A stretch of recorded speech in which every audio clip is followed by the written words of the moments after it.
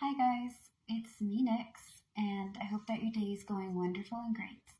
Today we are going to tackle 4 types of glaucoma, their treatments, the symptoms, how it damages your eyes, and where they possibly come from. Like I stated yesterday, if you can go to a doctor, go to a professional person that can work with your eyes and do all these things with you. I'm going to say that again when it comes to treatments and just other stuff. All right, because there's so many of them, there are going to be like 4 or 5 parts today. So today we're going to tackle open angle glaucoma. This one is a more common one known around. What it does, it builds up pressure in your optic nerve, which is the nerve that gives information through your eyes to your brain. So, like for example, I have my tea right here. The cup is rainbowy and it's pretty. My eyes are telling my brain that that is a cup. There's nothing threatening about it. It has tea. Maybe not in that order, but like it's giving information back and forth, you know? So it affects that by building a lot of pressure and damaging your nerves. You will not catch it in time because it's slowly taking away. You might think of it as something not big, like maybe being farsighted or nearsighted. It can be something that glasses or contacts, or maybe if you're eligible, LASIK can fix, you know. It's not a big whoop, but it causes your peripheral vision to go down. It causes tunnel vision. And for those who don't know what tunnel vision is, it's kind of like if your peripheral vision is right here, right? It slowly closes in and then it goes like that. And so you're kind of looking through a narrow tunnel and not getting as much image as you'd like or would like to have. Another thing that it causes is blind spots. I'm going to say this a lot. Everybody's eyesight is different. No matter how much we want to cut it, slice it, put it, whatever, it's different. Blind spot is different too. It may be blacked out certain parts of your vision. So some images are just kind of like blanked out. You can't see that part, or maybe it's blurry in one spot but clear in the other.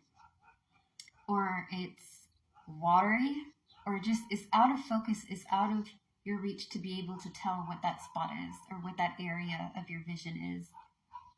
It's not a perfect circle. It can look like a blob or a splash or just any kind of object, really, you know.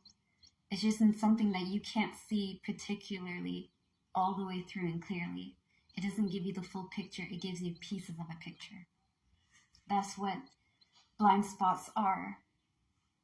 And treatments for this one is drops, pills, lasers, and surgery. So drops are more my element.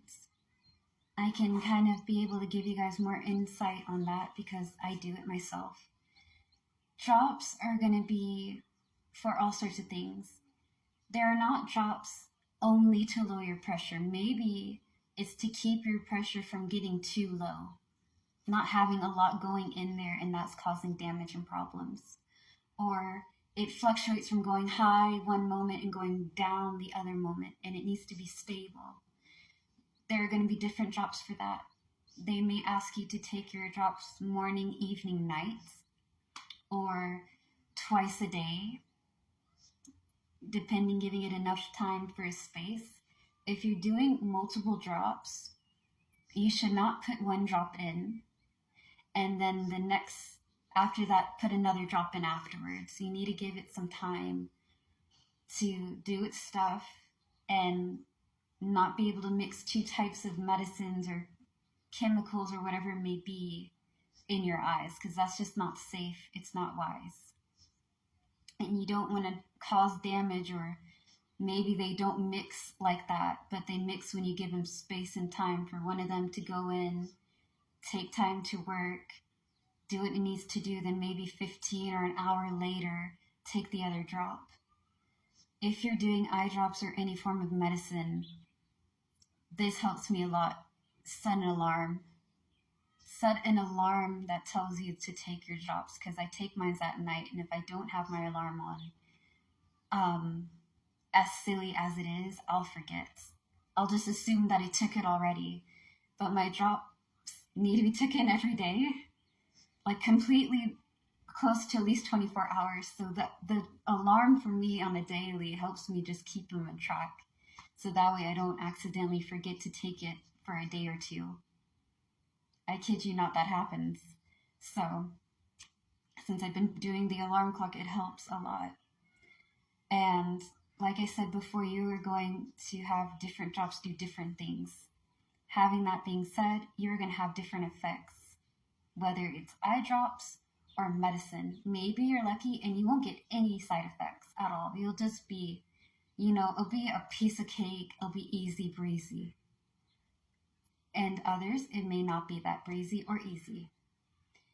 Yes, I know that was a cheesy joke, but I just wanted to light it up a little bit. Anyways, you have to be able to talk to your doctor about what you're experiencing with your drops or your pills.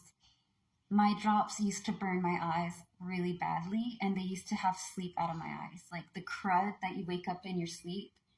When you wake up in the morning, you got crud in your eyes or whatever. It was like, it was there when I took my drops. It just kind of come out.